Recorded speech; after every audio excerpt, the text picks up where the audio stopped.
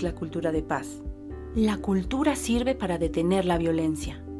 Es una sentencia que casi como un lugar común se ha repetido en México durante los últimos años con diferentes acentos y diversos puntos de vista.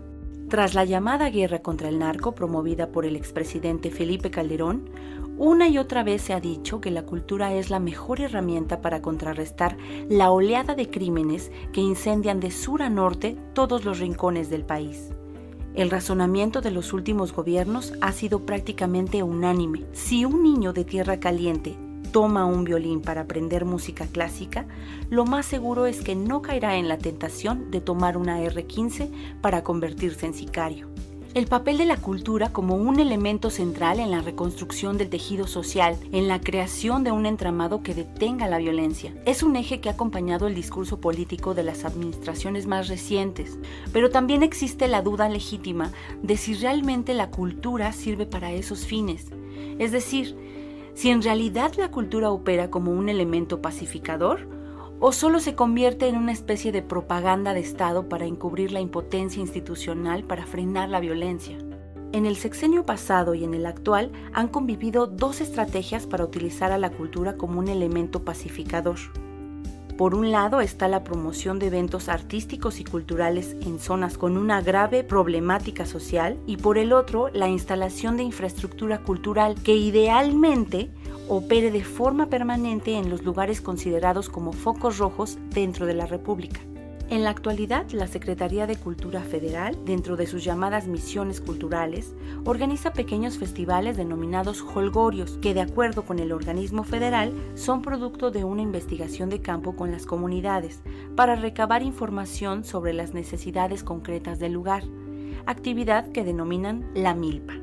En un segundo momento, con la información recabada, el gobierno federal plantea la creación de semilleros culturales, que se convertirán en infraestructura cultural que operará de forma permanente en zonas de alta incidencia delictiva, los cuales se espera que a futuro tengan una mayor coincidencia con políticas públicas que emanen de estos procesos de diagnóstico realizados por la Secretaría de Cultura en cada comunidad.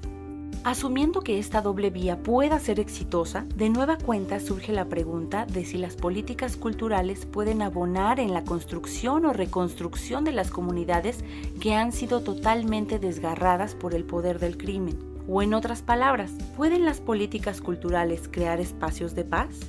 Frente a la cultura de violencia, la cultura del crimen, la cultura del dinero, ¿pueden los artistas o los creadores convertirse en otro tipo de referentes que sirvan para atemperar el estado de violencia? La pregunta se mantiene abierta, y quienes han dirigido este tipo de iniciativas o han estudiado el fenómeno saben que no se pueden dar respuestas categóricas. Caso Apatzingán.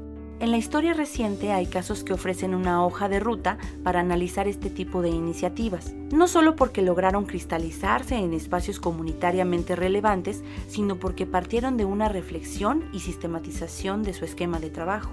El Centro Cultural del Fondo de Cultura Económica de Apatzingán, el cual fue creado en 2015 y que se mantiene activo hasta la fecha, cuenta con una publicación titulada Cultura de Paz, Palabra y Memoria, un modelo de gestión cultural comunitario.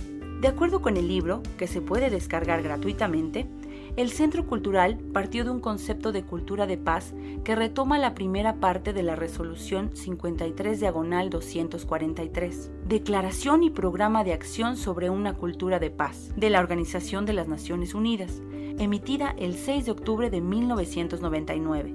La cual establece un conjunto de valores, actitudes, tradiciones, comportamientos y estilos de vida basados en el respeto a la vida, el fin de la violencia y la promoción y la práctica de la no violencia por medio de la educación, el diálogo y la cooperación. El respeto pleno de los principios de soberanía, integridad territorial e independencia política de los estados, y de no injerencia en los asuntos que son esencialmente jurisdicción interna de los estados. El respeto pleno y la promoción de todos los derechos humanos y las libertades fundamentales. El centro dio una nueva vida a un sector de la ciudad, la antigua estación de ferrocarril, construida en 1941, y un espacio público enfrente de esta, cuya intervención partieron de varias premisas. Participación de la comunidad, identidad y pertenencia. Construir la narrativa del lugar a partir de su origen con nuevos usos y una lectura renovada y actual. Mejorar la calidad ambiental de la plaza. Reforestación, mobiliario urbano e iluminación. Restauración completa de la antigua estación en cuanto a su estructura, instalaciones y acabados, para tener espacios confortables y funcionales de acuerdo con las nuevas actividades programadas. El Fondo de Cultura Económica en Apatzingán tiene como misión el ofrecer espacios que, a partir de la literatura, desarrollen acciones culturales, artísticas y educativas, con la finalidad de propiciar una convivencia significativa que nos dirija a una cultura de paz. Participar en el esfuerzo nacional por fortalecer el tejido social que consolide los lazos, la conciencia y la ética de las comunidades violentadas de nuestro país. Ahora bien, partiendo de un proyecto que conceptual y prácticamente ha sido relevante, la pregunta sigue siendo la misma. ¿El Centro Cultural del Fondo de Cultura Económica de Apatzingán ha fomentado una cultura de paz? Para algunos de sus promotores, esta interrogante es válida, porque aun cuando pueden ofrecer numerosos ejemplos de su benéfico impacto en la comunidad, en realidad nunca se ha intentado responder la pregunta de cómo este centro impacta en una comunidad tan afectada por una cultura de guerra. Apatzingán, que es conocido como el mayor laboratorio de drogas sintéticas de México, fue convertido en el laboratorio para un proyecto de cultura de paz, pero hasta hoy las transformaciones que pueda generar no se han medido y mucho menos existen los indicadores para cuantificar su impacto. ¿Qué pasa si el modelo en algún momento necesita corregirse? ¿Cómo se corrige? Es un proceso que tendría que ser parte de un proyecto integral, pero hasta hoy el gobierno no lo ha sumado a una política de Estado. Otro factor determinante que no se puede dejar de lado es la participación de la sociedad civil, que en el caso concreto de Apatzingán ha sido determinante para que el recinto se mantenga en operación. La existencia de un grupo bien organizado de promotores culturales que saben trabajar con apoyo o sin apoyo de las instituciones, que no ceden a pesar de tener que trabajar incluso en medio de balaceras, representa el germen de una sociedad civil que tomó como suyo el proyecto y lo mantiene vivo. El periodista colombiano Jorge Melguizo señala que en Colombia y en México, países atravesados por todas las iniquidades y por todas las violencias, tenemos un imperativo ético, la construcción de una nueva sociedad, de una nueva ciudadanía. Cuando se habla de desarrollo sostenible, siempre se piensa en 3 dimensiones: social, ambiental y económica. El desarrollo humano solo puede ser efectivo si asume una consideración explícita de la cultura y sus factores como la memoria, la creatividad, la diversidad y el conocimiento.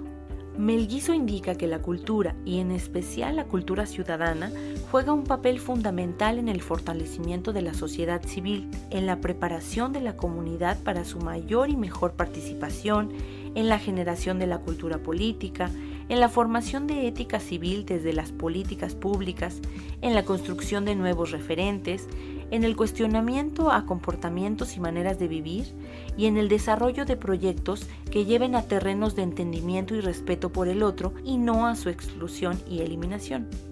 Que los proyectos culturales sirvan para la constitución de sujetos, para que la gente pueda desarrollar por sí misma proyectos culturales de transformación de su realidad individual y colectiva. Y ello implica crear dispositivos para pensarse de manera crítica como sociedad y como sector, construir condiciones y subjetividades incluyentes y poner en juego los diversos relatos de lo social y los diversos sectores sociales.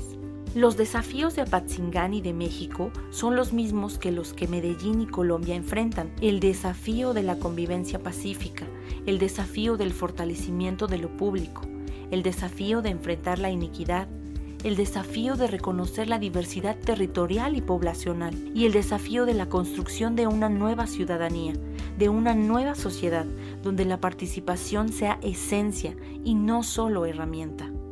Experiencia Internacional de Cultura de Paz. De acuerdo con Jacobo Dayan, especialista en Derecho Penal Internacional, Justicia Transicional y Derechos Humanos, las experiencias internacionales muestran de forma muy contundente que la cultura no puede sustituir a todo un conjunto de políticas públicas para contrarrestar la violencia. Por más integral que sea cualquier proyecto que promueva una cultura de paz, es intrascendente si alrededor lo que existen son políticas públicas de guerra. La política cultural, la cultura de paz, no tiene ningún sentido, no tiene ningún lugar en medio de la cultura de guerra. Las políticas de intervención han sido fallidas en México y en cualquier parte del planeta. Lo único que generan son pequeños espacios. Es tomar el espacio público, resignificar por momentos el espacio público, pero eso no genera cultura de paz. Lo que sí funciona es la cultura de paz como agente de resistencia.